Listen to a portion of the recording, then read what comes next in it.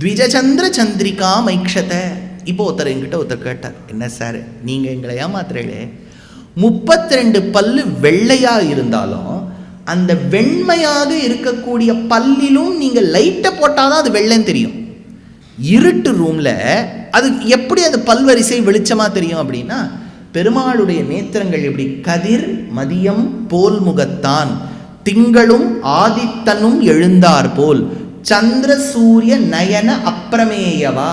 பெருமாள் ஒரு கண் சூரியன் ஒரு கண் சந்திரன், கண்ணை திறந்துண்டு சிரிக்கிறார், அதனுடைய வெளிச்சம் பல்லுல பட்டு வெண்மை தெரிகிறது. த்விஜச்சந்திர சந்திரிகா மைக்ஷத.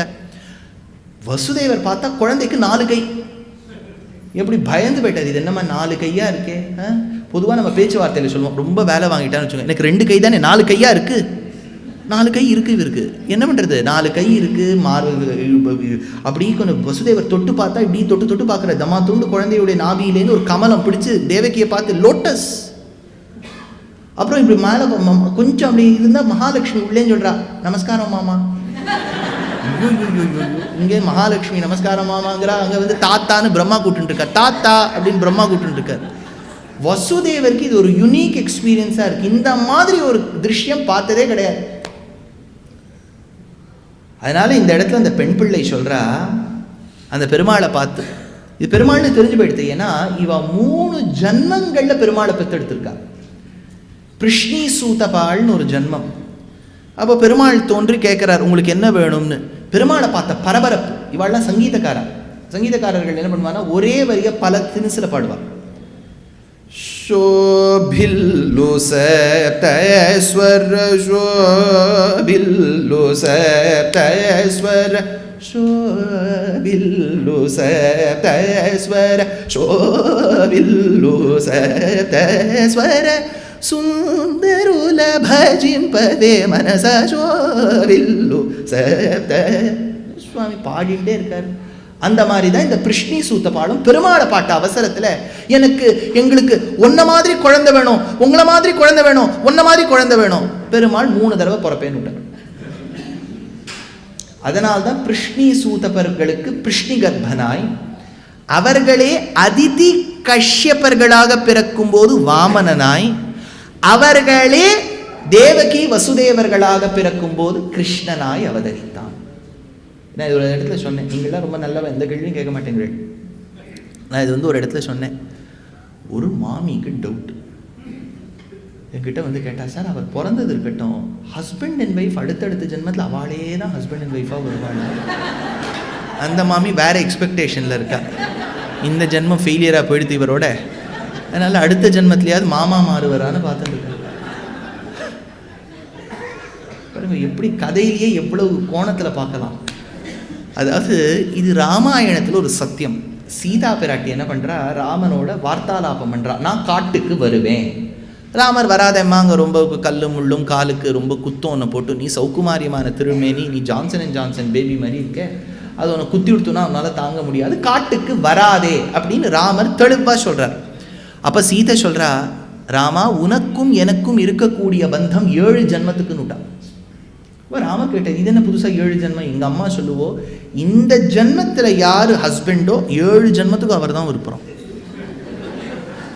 யாரும் எழுந்து போகக்கூடாது. பல பேருக்கு கோபம் வந்துடும், சுவாமி நாங்கள் இதெல்லாம் விடுபட்டு அவாவகச்சூழ் அறியா எங்கேயோ போகணும்னு நினைக்கிறேன், திரும்பி இவரேவா. ஆனால் பாருங்க, இந்த கதையில் அதே தம்பதியினர் வெவ்வேறு பேரோட பிறந்திருக்கா. பெருமாள் வந்து ஒருத்தருக்கு பிருஷ்ணி கர்ப்பன், வாமனன்கிற உபேந்திரன், பின்னாடி வாசுதேவன்கிற கண்ணனாக பிறந்தார். அப்போ அந்த குழந்தையை பார்த்த பிறகு வசுதேவருக்கு அப்படி சந்தோஷமா, ஏன்னா பெருமாளுடைய கலரே பியூட்டிஃபுல் கலர். அதாவது மான்சூன் பீரியடுடைய மத்தியானம் ஒரு 2 மணிக்கு நம்ம துணியெல்லாம் மொட்டை மாடியிலேருந்து எடுத்துன்னு வரணும். வீட்டில் பயம், இது என்ன, இது பகலா இரவானே தெரியலையே, அந்த அளவுக்கு இருட்டணும். மேகங்கள் நகரக்கூடாது, ஏன்னா மேகத்தில் தண்ணீர் இருப்பதினால் சட்டுன்னு அதெல்லாம் நகர முடியாது, வெயிட் ஜாஸ்தி. அந்த மேகங்கள் இறங்கி வரணும், வெயிட் தாங்காம கருத்து இருக்கணும் மேகம். சூரியனுடைய கிரணங்களோ சந்திரனுடைய கிரணங்களோ ஊடுருவி வரத்துக்கு கூட இடம் இருக்கக்கூடாது. அந்த கருத்த மேகத்திலிருந்து மழை கொட்டினால் மேகமான பெருமாளிடத்திலிருந்து சரமழை வரும் போல் வரும்னு ஆண்டாள் எடுக்கிறார். ஆழி மழைக்கு அண்ணா. ஆழி உலகத்தின் பிரளய காலத்தில் வரக்கூடிய அளவுக்கு மழை இருந்தால் எப்படி வருமோ, ஆழி மழை கண்ணா, கண்ணான்னு சொல்லலாம், அல்லது ஆழி மழைக்கு அண்ணா அப்படின்னு சொல்லலாம், இந்திரன்னு சொல்லலாம். ஆழிமழை கண்ணா ஒன்னு நீ கைகரவேல். அப்படி கருத்து இருக்கக்கூடிய பெருமாள். பெருமாளுக்கு திருமோகூருங்கிற க்ஷேத்திரத்துல காளமேகம் அப்படின்னு பேர். கருத்த மேகம், கிருஷ்ண மேகம். அந்த கிருஷ்ண மேகத்தை குட்டியோன்னு மினி மேகமா பார்த்திருக்காரு அவர். பெரிய மேகமா பார்க்கல, மினி இட்லி மாதிரி குட்டி கிருஷ்ணரா பார்த்திருக்காரு. அவன் எப்பேற்பட்டவன்? வேதம் என்கின்ற மறையில் சொல்லப்பட்டவன். மறை. அதனால இந்த பெண் பிள்ளை சொல்றா, ஆழிமறை என்றேனோ வசுதேவரை போலே. பிறந்த குழந்தை நான் மறைக்கும் சுவாமி என்று சொன்னேனோ, ஆழி காலத்தில் வரக்கூடிய மேகத்தை ஒத்திருக்கக்கூடிய நிறம் படைத்த எம்பெருமானை கண்ணால் கண்டேனோ வசுதேவரை போலே. ஆழி மறை, ஞாபகம் வச்சுக்கோ, ஆழி மழை இல்லை, ஆழி மறை என்றேனோ வசுதேவரை போலே. வெண்பிள்ளை சொல்ற, அந்த அளவுக்கா எனக்கு ஞானம் இருக்கு. இந்த வைத்தமாநிதியை பார்த்தா சாதாரணமா பார்க்கிறேன், வசுதேவர் பார்த்த அளவுக்கா நான் இந்த பெருமாளை பார்க்கிறேன். எனக்கு இந்த திருக்கோளூர்ல வசிப்பதற்கு என்ன தகுதி? அடுத்தது ரொம்ப அழகான ஒரு அனுபவம். இப்ப பெருமாள் மதுரா நகரத்திலிருந்து புறப்பட்டு கோகுலத்துக்கு வந்துட்டார். அடுத்த நாள் காலத்தால கோகுலத்துல யசோதை எழுந்து பார்த்தா அவ பெத்தெடுத்தது ஒரு பெண் குழந்தை. அவ டெலிவரி முடிச்சு அந்த அன்கான்ஷியஸ் ஆகி கார்த்தால எழுந்து பார்க்கறதுக்குள்ள குழந்தை மாறிடுத்து. அவளுடைய கைனகாலஜிஸ்ட் வந்து சொல்லி வச்சிருக்கா, பெண் குழந்தை தான். அந்த காலத்து ஜெண்டர்லாம் டிட்டர்மைன் பண்ணிடுவா. பெண் குழந்தை தான் அப்படின்னு சொன்னோன்னே எதிர்க்க இருக்கக்கூடிய மம்மி டேடியில போய் அவ பிங்க் கலர் ட்ரெஸ்ஸா வாங்கியிருக்கா. குழந்தைக்கு நல்லா புல்லாக்கு தோடு கீடு எல்லாம் வாங்கி, நெத்தி சுட்டிலேருந்து வாங்கி, பாவாடை எல்லாம் வாங்கி வச்சிருக்கா. அடுத்த நாள் காலத்தால ஜெண்டர் டெஸ்ட் பண்ணா இது பிள்ளை. ஐயோ இப்போ என்ன பண்ணுறது? கடைக்கு ஃபோன் பண்ணி கேட்குறா, can we exchange, time is ஓவர்ன்ட்டான். வாங்கின ஒரு மாதத்துக்குள்ளே எக்ஸ்சேஞ்ச் பண்ணணும். என்ன பண்ணுறதுன்னு பார்த்தா, சரி இப்போ இது ஆணாக இருந்தானே பெண்ணாக இருந்தானே இந்த ட்ரெஸ்ஸை போட்டு அலங்காரம் பண்ணி பார்த்துப்பேன். கிருஷ்ணருக்கு மட்டும் நீங்கள் எந்த கோவிலில் போங்கோ, தாயார் போட்டிருக்க ஆபரணங்களை இவர் போட்டுப்பார். ராமர் அப்படி இல்லை, ரொம்ப perfect. Only my jewellery I will wear. இப்படிலாம் ரொம்ப ரூல் போட்டார். அதனால் 14 வருஷம் போட்டுக்கக்கூடிய வாய்ப்பே இல்லை. கிருஷ்ணர் அப்படி இல்லை, அவர் என்ன கொடுத்தாலும் போட்டுப்பார். முல்லாக்கு போட்டுப்பார், ஒரே வஸ்திரம் போட்டுப்பார். சம்மோகன கிருஷ்ணன்னு பேர். நீங்கள் மோகனூர்னு ஒரு ஊருக்கு போனீங்கன்னா, நாரீஷு லலிதாதேவி புருஷேஷு ச ராகவா தயோஹோ சம்மேளனம் கிருஷ்ணே சரூபம் கேனவர்ணியதே. நாரீஷு லலிதாதேவி, நாரிகளில் பெண்களில் சிறந்தவள் லலிதாதேவி. புருஷேஷு ச ராகவா, ஆண்களில் சிறந்தவன் அழகானவன் ராமன். தயோஹோ சம்மேளனம் கிருஷ்ணே, 2 அழகும் சேர்ந்து ஒருத்தர்கிட்ட வந்துடுத்தான். அம்பாளோட அழகு, ராமரோட அழகு, அது கிருஷ்ணர்கிட்ட வந்துடுத்தான். சரூபம் கேனவர்ணியதே, அந்த ரூபத்தை நான் எப்படி வர்ணிப்பேன்னு கேட்டார். கிருஷ்ணர்னா அது ஒரு தனி அழகு. அந்த அழகோடு சேவை சாதிக்கக்கூடிய எம்பெருமான். ரொம்ப அழகா ஒரு ஆச்சாரியர்களும் கிருஷ்ணனுடைய அழகை வர்ணிக்கிறா பாருங்க. அது எந்த ஆழ்வாரை சொல்றது விடுறதுன்னு தெரியல. பெரிய ஆழ்வாருடைய அனுபவம் தனி, திருமங்கை ஆழ்வாருடைய அனுபவம் தனி. என்னெல்லாம் அவருக்கு ஆபரணம் பண்ணி போட்டா, எதெல்லாம் என்னெல்லாம் ட்ரெஸ் போட்டுண்டார், அதெல்லாம் ஒரு தனி அழகு. யசோதைக்கு தான் இது அத்தனையும் கிடைச்சது பாருங்க. தேவகி பெத்தெடுத்தா, எத்தனையோ கஷ்டங்களுக்கு அப்புறம் பெத்தெடுத்தா. முதல் நாள் குழந்தைக்கு பால் கூட அவளால் கொடுக்க முடியல. The first milk called the colostrum, அது கூட அவளால் கொடுக்க முடியல. குழந்தை அங்கே போயிடுத்து. தேவகி யசோதை பெற்று போனாள். யசோதை தன் குழந்தையா நினைச்சுட்டு இருக்கா. அந்த குழந்தைக்கு நன்ன வழுமூன தயிர்ஞ்சாதம் கலக்கிறா, வாயில ஊற்றா, அது கக்கிறது, கக்கின பகுதியை தம் வாயில போட்டுக்கிறா. என்ன ஒரு அனுபவம் யசோதை கண்டது. அந்த குழந்தை அம்மான்னு சொல்றதுக்காக காத்துட்டு இருக்கா. 7 புவனங்கள் படைத்தவனை கையிலேந்தி சிராட்டி பாலூட்டி தாலாட்ட. எப்படி தாலாட்டினார்? மாணிக்கங்கட்டி வைரமிடை கட்டி ஆணி பொன்னால் செய்த வண்ணச் சிறுதொட்டில் பேணி உனக்கு பிரமன் விடு தந்தான் மாணி குரளனே தலேலோ. அவ்வளவு தாலாட்டு அந்த கிருஷ்ணருக்கு வெண்ணெய் சாட்டதும். சதுஜனாதார சர்வபாவ மாதவ மாமவதேவ மணிநூபுரதாரி ராஜகோபால மணிநூபுரதாரி கங்கண கிங்கிணி கணமணினு ஆயர்பாடி மாளிகையில் தாய்மடியில் கன்றினை போல் மாய கண்ணன் தூங்குகின்றான் தாலேலோ. என்ன அனுபவம் யசோதை கண்டாள். அவ வாயை நாக்கு காமி அப்படின்னு குழந்தைய சொல்லுவோம், அது நாக்க வெளியில நீட்டம். அவள் தேய்த்த மஞ்சளால் எத்தனையோ நாள் மஞ்சக்காம வச்சு தேய்ச்சிட்டு இருக்காளாம். ரொம்ப நாள் ஆயிடுத்து, அதுல சக்கையா பிழிஞ்சாச்சு, வெறும் கட்டா மாதிரி இருக்கு அந்த மஞ்ச காம்பு. காமி கிருஷ்ணர் நீட்ட சொன்னா நாக்கு அது வெளியில நீட்டுறது. அப்படியே டங் கிளீனர் மாதிரி நாக்க சுத்தம் பண்ணா என்னவோ இருக்கேன்னு உள்ள பார்த்தா சோலார் சிஸ்டமே தெரியுது. பெரியாழ்வார் சொல்றார், என்னவோ உள்ள இருக்கே அப்படின்னு பார்த்தா வையம் ஏழும் கண்டாள் பிள்ளை வாயுளே. யோசிச்சு பாருங்க, ஒரு 5D படம் பார்க்குற மாதிரி இருக்கும். உள்ளே பார்த்தா மார்ஸ் சுற்றின்னு இருக்கு, ஜூபிட்டர் சுற்றின்னு இருக்கு, சூரியன் பிரகாசிச்சுட்டு இருக்க. யசோதை இதெல்லாம் பார்த்ததே கிடையாது, ஒரு சாதாரண தியேட்டரே போனது கிடையாது. அவளுக்கு இப்பேற்பட்ட ஒரு திருஷ்யம் கிடைக்குது, மூர்ச்சையாய் கீழே வந்துட்டா. அப்புறம் அந்த குழந்தை எழுப்புறது. ஒன்னொன்னும் யசோதை பெற்றது ஒரு இன்பம். தொல்லை இன்பத்து இறுதி கண்டாளேன்னு ஆழ்வார். அவன் மடியில் வச்சா உதச்சி கீழே விடுறான், கீழே போனா தவழ்ந்து போறான், சரி தவழ்ந்து பின்னாடி போனா எங்கேயாவது போய் உடச்சுடுறான். அதனால இந்த இடத்துல அந்த குழந்தையை அனுபவிக்க வேண்டும் என்பதற்காக ஒன்னொன்னு ஆழ்வார் பண்ணி பண்ணி அனுபவிக்கிறார். அதனால இந்த பெண் பிள்ளை சொன்னாலாம், ஆயனை வளர்த்தேனோ யசோதையை போலே. ஆயனை வளர்த்தேனோ யசோதையை போலே. அந்த சின்ன குழந்தையை ஆயனாக வளர்த்தேனா. ஆயனாக வளர்த்தேனான என்ன அர்த்தம் தெரியுமோ? அந்த குழந்தை பால் வித்து பிழைத்து இருக்கக்கூடிய ஒரு பெரிய சமூகம். அந்த ஊர்ல ஸ்கூலே கிடையாது. அதனால ஆயனாக வளர்த்தாள். அதாவது அந்த குழந்தை வைஷ்ய ஜாதியில் இருந்தபோது ஒரு கிரமம் உண்டு. மேலே இருக்கக்கூடிய வஸ்திரம் போட மாட்டா, உத்திரியம் வைஷ்யனுக்கு.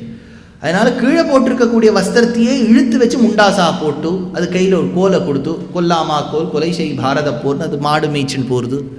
ஆயனாகவே வளர்த்து விட்டாள். அதனால அந்த ஆயர்களுக்கு இப்போ எப்படி ஒரு ஒரு சாதியினருக்கும் ஒரு பேச்சு வழக்கம் உண்டு. ஒரு ஆக்சென்ட்லேயே கண்டுபிடிச்சுடலாம், இவர் செட்டியாரா, இவர் நாடாரா, இவர் ஐயங்காரா, ஐயரா கண்டுபிடிச்சுடலாம் பாருங்க. அந்த மாதிரி அந்த குழந்தை, ஆண் குழந்தை, கிருஷ்ணர் பேசினது முழுக்க வைஷ்ய ஜாதியை சார்ந்த அந்த பாஷையைத்தான். அதனால்தான் அவனுக்கு மதுராக்கு போனோம்னா க்ஷத்திரியர்கள் பாஷை வரவே இல்லை. ஆண்டாளும் திருப்பாவை பாடும்போது தன்னை ஒரு ஆய்ப்பெண்ணாக நினைத்துத்தான் பாடினாள். 29 பாசுரம் ஆயற்பெண்ணாக நினைத்துத்தான் பாடினாள். அப்படி இந்த இடத்துல பெண் பிள்ளை சொல்றா, ஆயனை வளர்த்தேனோ யசோதையை போலே. இது வரைக்கும் இருக்கு. இப்போ இன்னொரு சம்பவம் பாகவதம் விஷ்ணு புராணத்துல இல்லை, ஆனா நம்ம பூர்வர்கள் சொல்லிட்டு வரக்கூடிய ஒரு சம்பவம். கிருஷ்ணர் சின்ன வயசுல என்ன பண்ணார், அவருக்கு பக்கத்தாத்துல இருக்கக்கூடிய வெண்ணெய் தான் ரொம்ப பிடிக்கும். எங்கேயோ போய் வெண்ணெயை சாப்பிட்டுட்டார். அவன் பக்கத்தாத்து மாமி சொல்லிட்டா, ஐயோ நானே ஒரு ஹார்ட் பேஷண்ட், நானே மெனக்கெட்டு இந்த இதெல்லாம் பண்ணா நீ போய் என்னை பாடா படுத்துறிய கிருஷ்ணான்னு சொல்லிட்டு, Yashoda look at your son. தாயே யசோதா உந்தனாயர் குல துதித்த மாயன் கோபால கிருஷ்ணன் செய்யும் ஜலத்தை கேளடி தாயே. யசோதா, யசோதா உன் பிள்ளை பண்ற பாட கேளு. யசோதை, இன்னைக்கு நான் பிட்டுக்கிறேன் படமா வாங்க அப்படின்னு ஓடுறான். அவன் ஓட இவள் ஓட, அவன் ஓட இவள் ஓட. ஹர்த்தும் கும்பே வினிகித கரஹா ஸ்வாது ஹையங்க வீணம் திருஷ்டுவாதாம கிரகண சட்டுலாம் மாதரம் ஜாதரோஷாம் புடிச்சுக்கு புட்டிப்படவா ஓடுற. ஓடும்போது ஒரு பெரிய அரச மரத்துக்கு கீழே ஒருத்தன் உட்கார்ந்துருக்கான். ஊர் முழுக்க தயிர் வெண்ணெயெல்லாம் வித்துட்டு பெரிய பானை காலியாக இருக்குது, உள்ள வழிச்சு எடுத்திருக்கான். அந்த வழிச்சு எடுக்கும்போது இந்த நார்த்துலலாம் ரபடின்னு ஒன்று பண்ணுவாள். அது அப்படியே அந்த அந்த ஏடை அப்படி தள்ளி தள்ளி தள்ளி அது ஓரமெல்லாம் இருக்கும். எல்லாம் வச்சாச்சு. இப்போ எல்லாத்தையும் வித்துட்டு அப்படியே உட்காந்துட்டு இருக்கும்போது இது ஓடி வருது. இது கொழுக்கு முழுக்கு கொழுக்கு முழுக்குன்னு. சார் நான் எங்கேயாவது என்னை மறைச்சி வை. இவன் பார்த்தான், எங்கய்யா உன்னை மறைச்சி வைக்கிறது? நீ கொழுக்கு முழுக்குன்னு இருக்க, எங்கே உன்னை மறைக்கிறது? நீ தான் பானையை வச்சுட்டு இருக்கிய, அதில் என்னை மறைச்சி வை. எப்படியோ அந்த கிருஷ்ணரை உள்ள புசு புசு புசுன்னு இருக்கார். நன்னா இந்த நம்ம முன்ன இப்போல்லாம் பெட்டி இப்போ ஈஸியாக வந்துடுத்து, நம்மளாம் அவ்வளோலாம் இப்போ கோ லைட். முன்னெல்லாம் ஊர் விட்டு ஊர் போகணும்னு வச்சுக்கோங்க. 30 வருஷத்துக்கு முன்னாடிலாம் ஊர்பட்ட சாமான் எடுத்துன்னு போவாள். அப்போ இந்த விஐபி சூட் கேஸ்னு ஒன்று இருக்கும். அதில் வந்து எல்லா சாமானையும் போட்டு நம்ம மாற்று குழந்தைய அது மேலே நிற்க வச்சு அதை உக்காருன்னு சொல்லி அதுக்கு வாய் இருந்தால் அழக்கூடிய அளவுக்கு அந்த பெட்டியை வச்சு அதை தள்ளி அந்த மாதிரி அடக்கி அடக்கி அந்த குழந்தை கிருஷ்ணர் அப்படியே அந்த பானைக்குள்ளே போட்டு பானையை கவுத்துட்டார். அது ஏதோ சின்ன சின்ன ஹோல் இருக்குது, அது வழியாக ஆக்சிஜன் வருது, அவர் பிரீத் பண்ணிக்கிறார். அப்போ அந்த பானை பக்கத்தில் இந்த மனிதன் அமர்ந்து விட்டான். குழந்தை இருந்தால் அதை வெளியில் வச்சு உட்காந்து வச்சுக்கோ. இப்போ அந்த கண்ணனானவன் உள்ளேந்து தட்டி தட்டி குவைட்டாக இருக்கான். யசோதை வரா, மேல் மூச்சம் கீழ் மூச்சம் வாங்கிட்டு, கிருஷ்ணரை எங்கேயாவது பார்த்தேடா. கிருஷ்ணரோ பாவம் இவர்கிட்ட அடைக்கலம்னு வந்திருக்கார். பானை மேலே இப்படி கையை வச்சு இப்படி தட்டின்ண்டே, நான் பார்க்கலையே. கிருஷ்ணர் அப்படி அந்த ஓட்ட வழியாக பார்த்துட்டு இருக்கார். என்ன இவன் பேசலான்னு பார்த்துட்டு இருக்கார். நன்னா சொல்லுங்க, கொழுக்கு முழுக்கு உங்க பிள்ளைய தெரியாதா யசோதா மாமி? நான் பார்க்கவே இல்லை அப்படின்னு யசோதா முன்னாடி ஓடி போயிட்டான். அப்போ கிருஷ்ணர் உள்ளேந்து, தேங்க்யூ, இப்போ என்ன ரிலீஸ் பண்ணிடு கேட்குறாரு உள்ளேந்து. ததிபாண்டன் பதிலே சொல்லலை, குவைட்டாக இருக்கும். கிருஷ்ணர் உள்ளேந்து பானையை தட்டுறார். ஹலோ, ரிலீஸ் பண்ணுப்பா, ரொம்ப நாளையாக உள்ளே உட்காந்துருக்கேன். கம்முன்னு இருக்காரு. சார் நான் இவ்வளோ நாளையாக சொல்லிட்டு இருக்கேன், ரிலீஸ் பண்ணு, நீ எனக்கு மோட்சம் கொடு.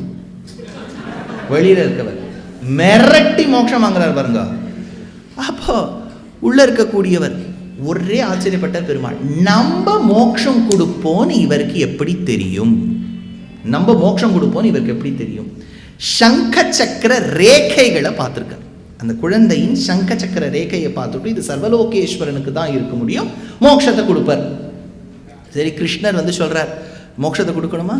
நான் கொடுக்குறேன், இப்போ என்ன விடு. விடமாட்டேன்னு. ஏன்னு கேட்டால் கிருஷ்ணர், இந்த பானைக்கும் மோட்சம் கொடு. பானைக்கெல்லாம் மோட்சம் கொடுத்தா இப்போ நீங்கள் வைகுண்டம் போகிற வழியில் பார்த்தீங்கன்னா ஒரு பானை கட்ட வண்டி என்னென்னவோ இது பூலோகம் மாதிரியே இருக்கும். அது ஏன்பா அச்சேதனத்துக்கெல்லாம் நான் கொடுத்து வழக்கம் இல்லைப்பா, ஜீவாத்மாவுக்கு தான் கொடுப்பேன். என்னவோ இல்லை, நான் வைகுண்டம் போனால் இதோடையே நான் பழகியிருக்கேன். பல பேர் வந்து இன்னொருத்தராத்துக்கு போகும்போது அவள் தலகாணியோடு எடுத்துன்னு போயிடுவாங்க.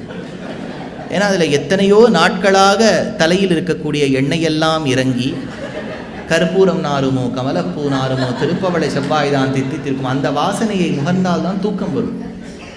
சுத்தமான தலகாணிலாம் கொடுத்தா தூக்கமே வராது. அதனால் இவர் சொல்கிறார், எனக்கு வைகுண்டம் போனோம்னா பானைக்கும் மோட்சம் கொடு. கிருஷ்ணர், ஐயோ இவங்ககிட்ட பேசியே ஜெயிக்க முடியாது போல இருக்குது, சரி உன் பானைக்கும் மோட்சம் கொடுத்தேன் அப்படின்னு சொல்ல உடனே பானையை எடுத்து ரிலீஸ் பண்ணான். அவனுக்கு ததிபாண்டன் அப்படின்னு பேர். பாண்டம்னா பாட். ததிபாண்டன் தயிரை விற்கக்கூடியவன். இது பாகவதத்தில் இல்லை. ஆனால் பிள்ளை பெருமாள் ஐயங்கார் என்கின்ற ஒரு பெரிய உத்தமர் அஷ்டப்பிரபந்தம் அப்படின்னு பாடியிருக்கார். அதில் இந்த ததிபாண்ட சம்பவத்தை சொல்கிறார். அதை விட முக்கிய பிரமாணம் சுவாமி வேதாந்த தேசிகன் ஸ்ரீமத் ரகசியத்ரய சாரத்தில் ததிபாண்டனை பிரஸ்தாவிக்கிறார். அதனால ததிபாண்ட சரித்திரம் சத்தியம். இது எங்கெங்கோ சோர்சஸ் மூலமாக வந்திருக்கு. இந்த பொண்ணு திருநெல்வேலி பக்கத்தில் உத்தரப்பிரதேஷில் நடந்த சம்பவம் இவளுக்கு தெரியுது. அது சொல்றாய்வோ, இங்கில்லை என்றேனோ ததிபாண்டனை போலே. பெருமாளையே வச்சுண்டு யோசிச்சு பாருங்க. இப்போ ஒருத்தர் கடவுள் இல்லைன்னு சொல்றார், நமக்கு கோபம் வருது. எப்படி சார் இவர் கடவுள் இல்லைன்னு சொல்றார்? கடவுள் இருக்கின்றார், அவர் குடும்பத்தில் இருக்கவாளே அவர் பெருமாளை சேவிக்கிறார், இவர் பாட்டு கடவுள் இல்லை கடவுள் இல்லைன்னு சொல்லின்னு வர்றார் அப்படின்னு நமக்கு தோன்றதா இல்லையா? அப்பவே நமக்கு கோபம் வருது. இங்க சர்வலோகேஸ்வரனான பெருமாளை பானையில வச்சுட்டு இருக்கான். யசோதை கேட்கிறா, கிருஷ்ணரை பாத்தியா? கிருஷ்ணர் இங்க இல்லை. பெருமாள் எல்லா இடத்துலையும் வியாபிச்சிருக்கார். பெருமாளை பக்கத்தில் வச்சுட்டே பெருமாள் இங்கே இல்லைன்னு சொல்கிறாருன்னா இவர் எப்பேற்பட்ட சாமர்த்தியசாலியாக இருந்திருப்பார். அந்த அளவுக்கு துணிச்சல் இருக்கணுமே. இப்போ திருப்பதியில் போய் நின்று பெருமாள் எங்கே இல்லைன்னு சொன்னால் நமக்கு அப்படியே நடுங்கி போயிடுவோம் இல்லையா?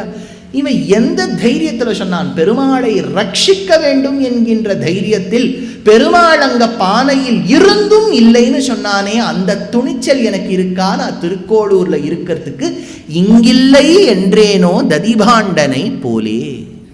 பெண் பிள்ளை எடுக்கிறார். அடுத்தது, தேகத்தை விட்டேனோ ரிஷிபத்னியை போலே. இந்த ரிஷிபத்னி சம்பவம் ரொம்ப முக்கியம். இது நான் ஒரு 5 minutes உங்களுக்கு ஒரு விஷயம் சொல்கிறேன், நீங்கள் எல்லாம் புரிஞ்சுப்பேள். ஐயாவு மஹாலில் இருக்கக்கூடியவாளுக்கு அந்த ஞானம் இருக்கும், புரிஞ்சுப்பேள்.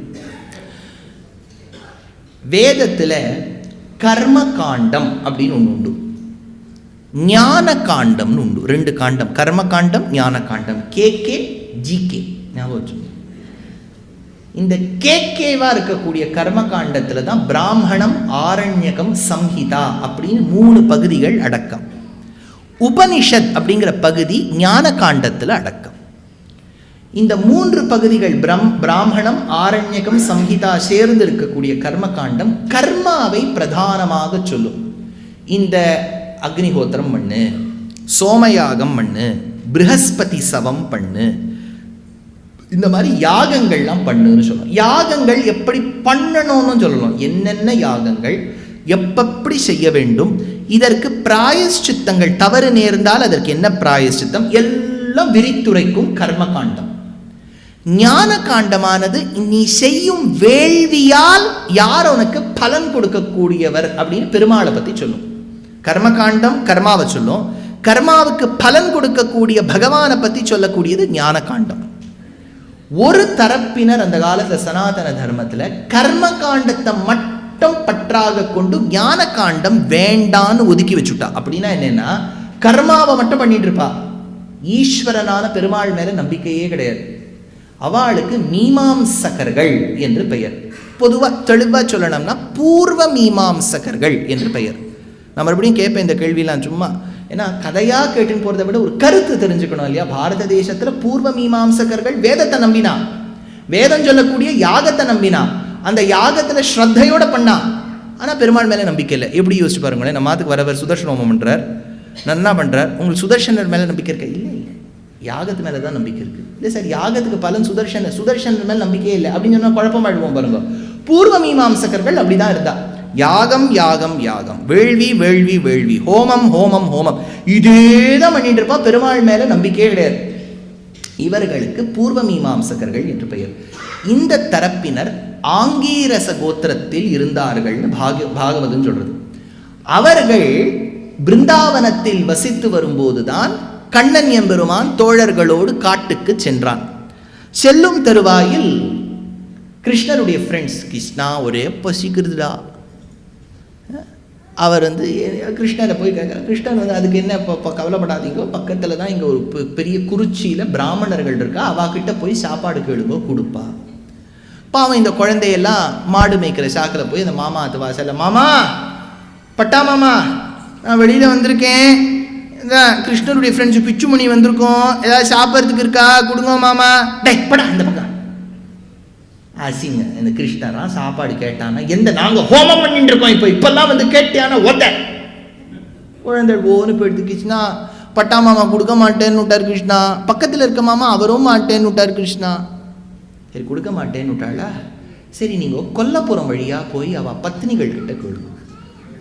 இந்த குழந்தைகள் எல்லாம் பின்புறமாக போகிறது, இந்த பேக் லேனில் போய் எல்லாருடைய கிச்சனுடைய விண்டோவாக இருக்குது. மாமி மாமி மாமா கிட்ட போய் கேட்டோம், கொடுக்க மாட்டேன்னு விட்டார், அதாவது கிருஷ்ணன் உங்ககிட்ட கேட்க சொன்னார் அப்படின்னா.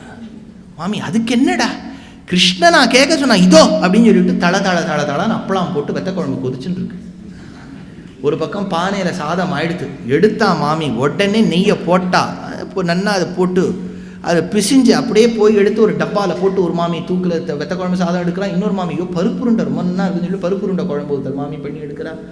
ஒரு மாமி நன்னா பொடியோட கத்திரிக்காய் பண்ணி அதை நன்னா வதக்கி எடுத்திருக்கா. எல்லாம் எடுத்து தூக்கில் எடுத்துட்டு எல்லா மாமிகளும் ஜிம்முன்னு கொல்லப்புறம் வழியாக போயிட்டு இருக்கா.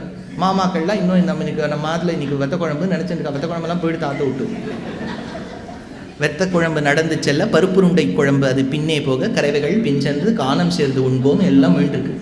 கத்திரிக்காயிலேருந்து போயிட்டுருக்கு. அதில் போகும்போது ஒரு பெண்மணி அவள் வீட்டில் அவள் மாமியார் இன்னும் இருக்கா. அப்படியா சார்? ஐயோ பாவம். அந்த மாமியார் இந்த பொண்ணு போகிற எங்கடி போகிற, அந்த காலத்து மாமியார். இந்த காலத்தை கேட்டான்னா வெத்த குழம்பு மாமியார் தலையில் இருக்கும். அதனால் அது கேட்குறா, எங்கடி போகிற அப்படின்னா, அத்தை, பழங்காலத்து படம் பிளாக் அண்ட் ஒயிட்டில் ஓடும் ஞாபகம் வச்சுக்கோங்க, அத்தை கண்ணன் ஒரு இடத்துக்கு போன ஒத்த.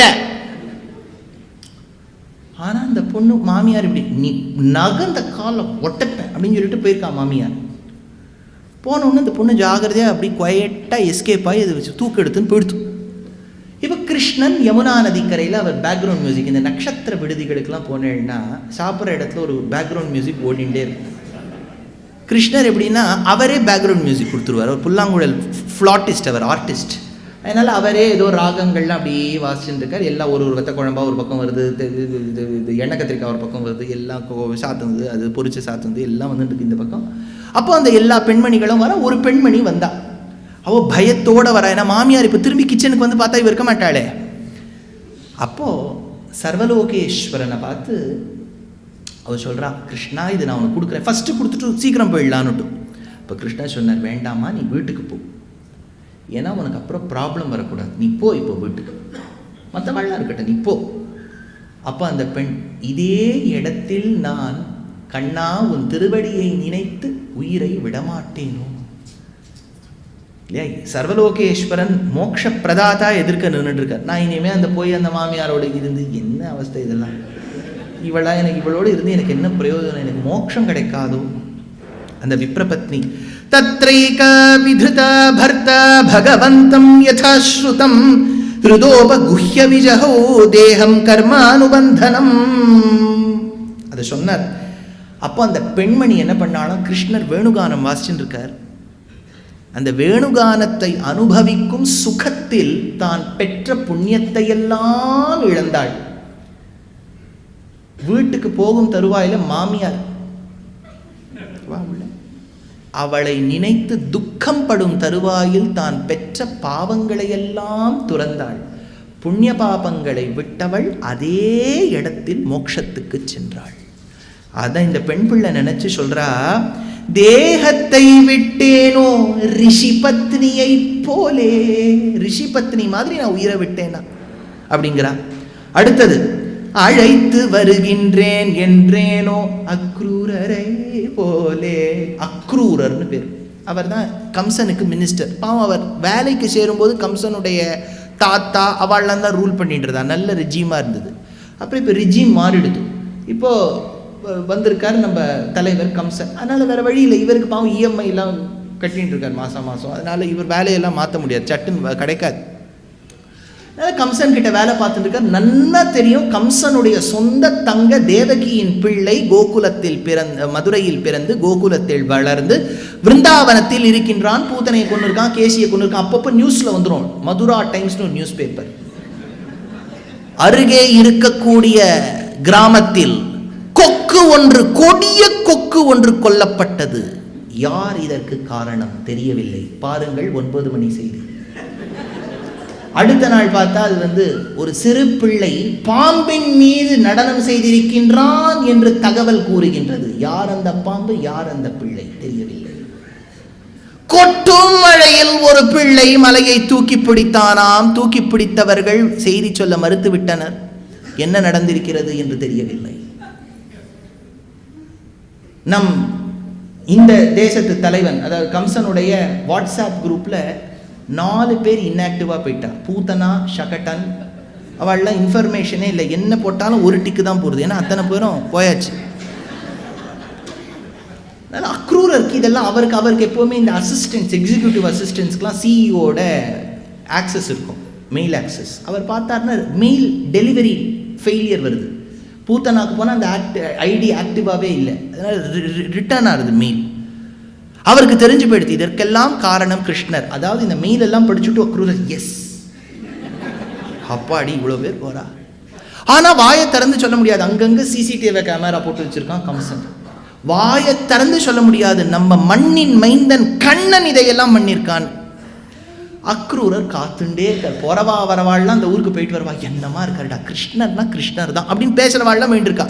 இவருக்கு மட்டும் தன் மண்ணின் மைந்தனை பார்க்க முடியலையேங்கிற ஆதங்கம் ஆச்சு. கிருஷ்ணர் ஒரு சாகசமா பண்ணின்னு வந்தார். ஒரு 10வது வயசுல கம்சன் பார்த்தான். கிருஷ்ணருக்கு 10வது, இனிமே இந்த குழந்தையை பிழைக்க வைத்தால் நாம் உயிர் இழந்து விடுவோம்.